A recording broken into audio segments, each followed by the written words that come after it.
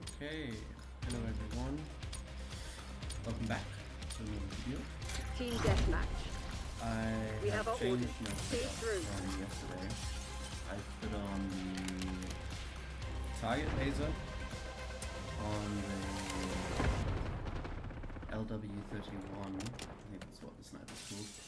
Because the cool thing is when you aim in, that if I'm aiming at this light, then my scope will target the light.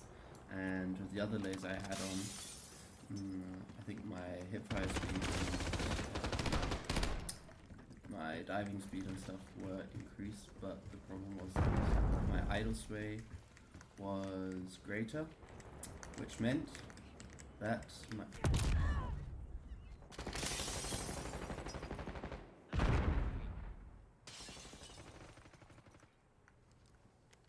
bad. no one saw that. No one saw that. Which meant that my accuracy was less when scoping.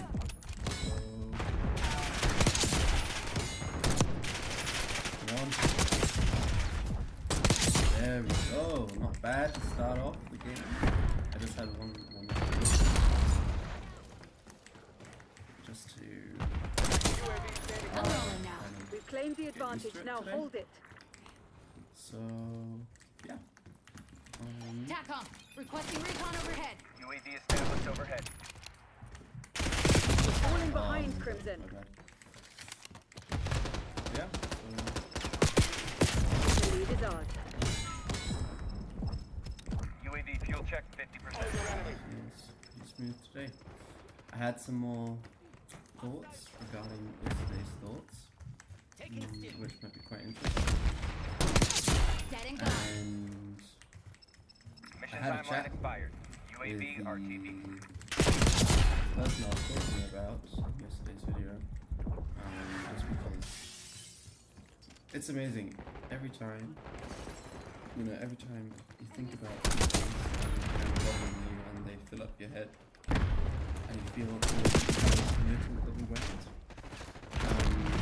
it helps so much We've given up the lead. to decrease the volume of the game. I hope that's okay. I'm not sure if it's too loud or not. It's amazing how much it helps to just talk about the thoughts, you know. You don't even need any Taking the answer lead. Stay on task. or anything, but just kind of like letting them flow out of the head feels really good in a way. Taking And the lead. every time I feel a little overwhelmed, I forget how much it does help to talk about the thoughts. My god, Hostiles bad. reclaimed the lead. And you kind of just get Taking clogged the up by lead. yourself Stay on and task. don't talk about the things, but it just helps every time. There's not been a single time where it doesn't help. Even, you know, Behind, Crimson. maybe in the first moment you think to yourself, Enemy soldier confirmed. not exactly what I wanted to hear. There's always a bit of truth within it. And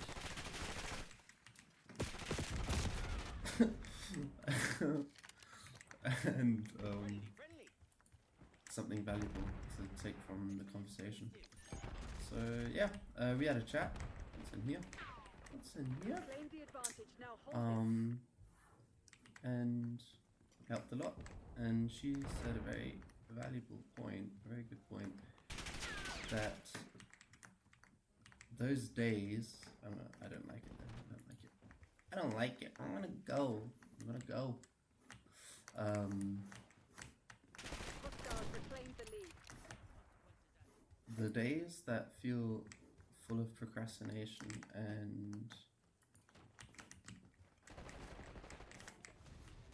and useless might be the exact days that you need to have the other good days in the year. So that means, Don't make enemy eliminated. you know, it depends how many days you might procrastinate within the year, because like I said, I tracked it recently and I found it out to be maybe about one every 2 weeks or so, which added up to 26 within the year. And maybe those 26 days are the 26 days that I need for the other 339 days. No, sorry, 339 days, yeah. No, that doesn't make sense, does it? Yeah.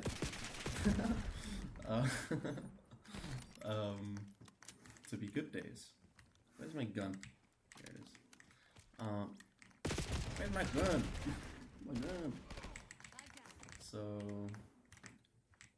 because those are the days, those 26 days are the days that you might just be processing emotional processes and thoughts and emotions, and might be just a necessity. And I found that very interesting, and I agree to some extent, not to full extent, I must admit, because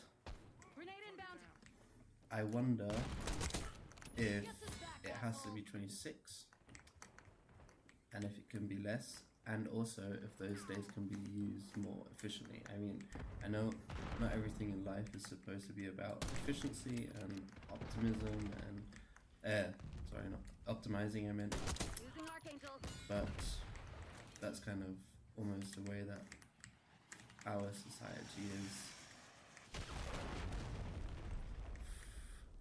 I think, forming. It's about optimizing and about efficiency, you know, if it's within the workplace or whatever. But I don't think that's the core value of human existence. I think, this is quick. I think a core value, you know, it depends, it's very individual, but it's to also to slow down and enjoy the moments that you get without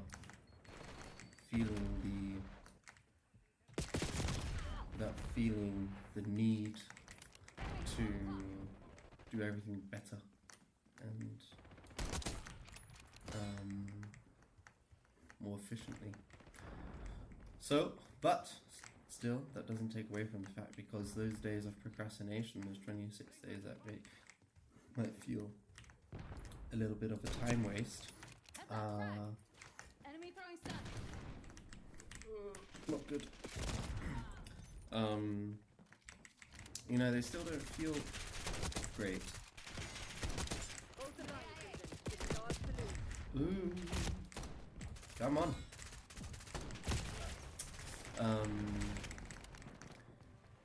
And so I think that you're able to process thoughts and emotions not just by procrastinating, but you can process emotions and thoughts by, you know, sitting down, doing some journaling, talking about these. Oh, I thought I was gonna have the best day with a Fury kill. Journaling, talking about them, thinking about these thoughts constructively in a way, you know, with a system behind it. Maybe asking yourself why and how, you know, why do I feel this way? Why is that the way I reacted? And then how can I change the way I react, and how can I change the way I feel? And yeah, that's my thought. Those are my thoughts. But I'm not sure if there's if anyone's able to take any point of value out of that. But yeah, it definitely felt good, you know, to talk about it. And it's a lesson I feel I learn every time when something like this occurs. So yeah, so today has definitely felt better, felt pretty good. Wasn't as 100% productive in a way that I might need to be, but I'll be able to compensate that within the next couple days, so that's no stress at all. and yeah, and yeah, felt good. Saw a friend, and I talked about it yesterday as well at the very end of the video. Just having that operation kind of led to me being more sedentary within the last couple of weeks, but also made me have a very non-variable food pattern or food palette because I had to eat very soft foods, and I'm not the most creative cook. I like cooking, and for me it's just to eat healthy and to get the nutrients in that my body needs, but that can mean that I don't need to spend my day cooking, so I've been eating quite a lot of the same foods and then not moving, and then being a little bit isolated from people because you're not allowed to talk so much at the beginning and or laugh or anything. So all that kind of like combination, you know, it really shows you, I don't know, the standard that you're used to within life. Even if it's, I mean, I feel very thankful or grateful towards all my friends. But still, it's amazing. You then do realize just how important these social contacts and these friends are. So, yeah. No scope. No scope. Oi, mate. You're camping in the building. So, yeah, definitely came to that realization, and I'm happy I did, you know. I mean, won't change the fact that I'm still grateful for them in each and every way. But it just shows you how much energy other people give you, the interaction with other people, how much energy it gives you. And you know, it's different for everyone again, but could have been a clap. We got the lead. Now Could have hold done that a lot better, dude. So yeah, those were my thoughts of today, huh? Yep. This shit So ain't now we working. can We've lost these play men. the game. Gosh. Let's see. I watched the video back yesterday, just to see if the frame rate was okay and the quality and stuff. And I thought to myself, wow, definitely not the greatest multitasker or sniper or anything, but it's just really fun. So that's the main point, huh?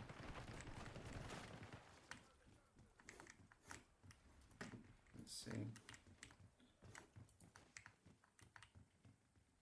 I could ramble more. I really could ramble more. And that's also such an interesting topic as well, because there's someone there. Hold on. Oh, flinch. Ah, that's the other thing I changed within the loadout. I put on the heavy stock. I might have done that in yesterday's video. I think I did that in yesterday's video. Just because that reduces the flinch a little bit of the scope. But like I said, look at this, huh? Zikanais. Apropos, I'm not sure if that's even a word in English. Because of canals, I was listening to this podcast recently. They're called The Real Science of Sport Podcast. Really good. With they always introduce it. I just know the names because they always say it at the beginning. Editor Mike Finch and Professor Ross Tucker, Ross Tucker, and he's a sports scientist, and the other guy is a sports journalist. And and they're from South Africa. And they were interviewing this other professor. She was the Dutch lady. Not sure what her name was. Oh, internet's lagging a little bit. And they were talking about speed skating. So speed skating ice. And my God, she then kind of talked a little bit about the history within it, because it's a very, very popular sport within the Netherlands, and the Netherlands do dominate within that sport quite a lot. I think now again, Dutch lady, because I watched a little bit of YouTube of it, Femke something, Femke Kok, I think it was.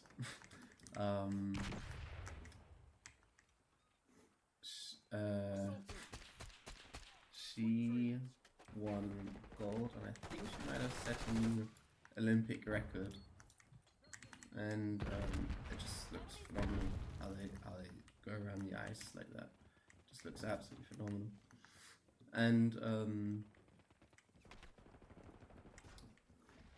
that's why I was talking about it, because of canals.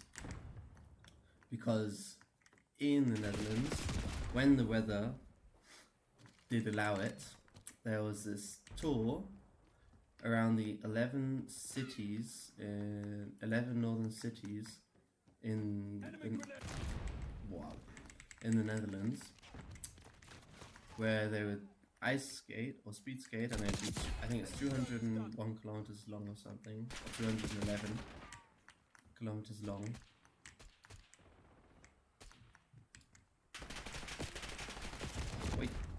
And there'd just be ice skating around the canals, and I thought to myself, how cool is that? How cool is that race? I'd absolutely love, to just see it happen again. Normally it happened every 20 years, once every 20 years. Now, the last time it's happened was 1997, and we'll see. It'd be a miracle if it does happen again. Have to watch that, because that's so amazing.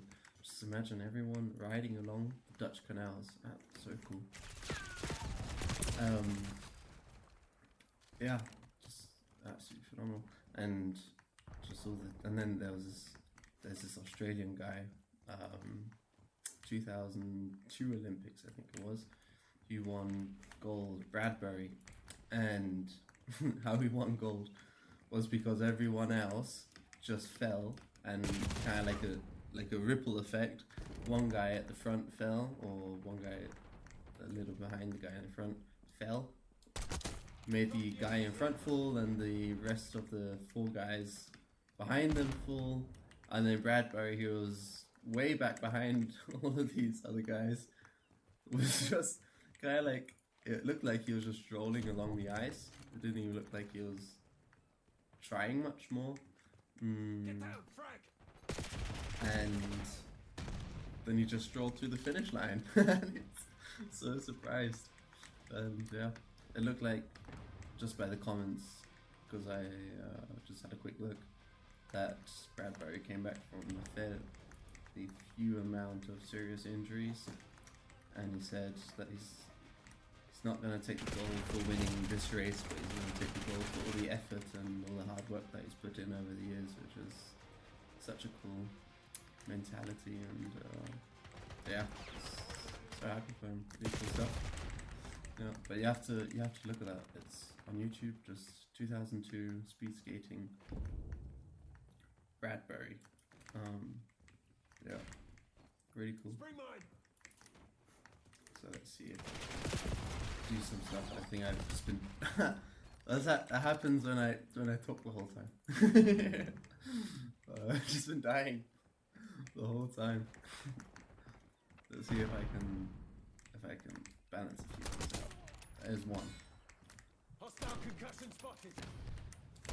There's 2. There's 3. Oh, almost could have had a 4th. But there you go, a little bit of concentration. Okay, I think it might have just been easy kills as well. Don't take it away from me. Don't take it away. Let's see if there's anyone else here.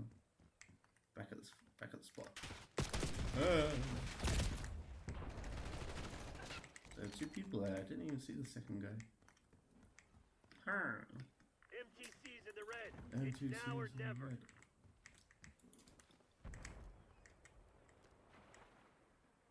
Let's see.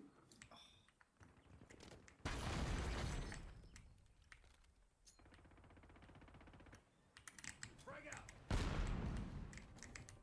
I wasn't sure if there was a guy there or not. I don't even know why there's that guy camping up there. Wouldn't imagine that anyone ever walks by there. Okay, let's see. I think we're doomed for this round, guys. I think we're. Oh no! Oh, I thought that was an archangel. I think we're doomed. Where's he gone? Where's this guy gone? Where the hell are you, mate? Get out of here!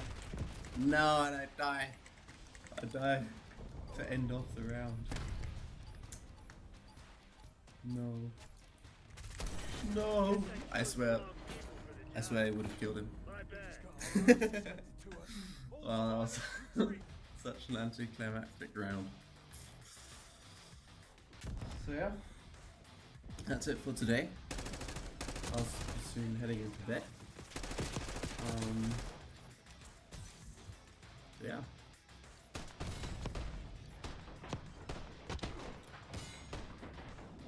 Your best play, mate.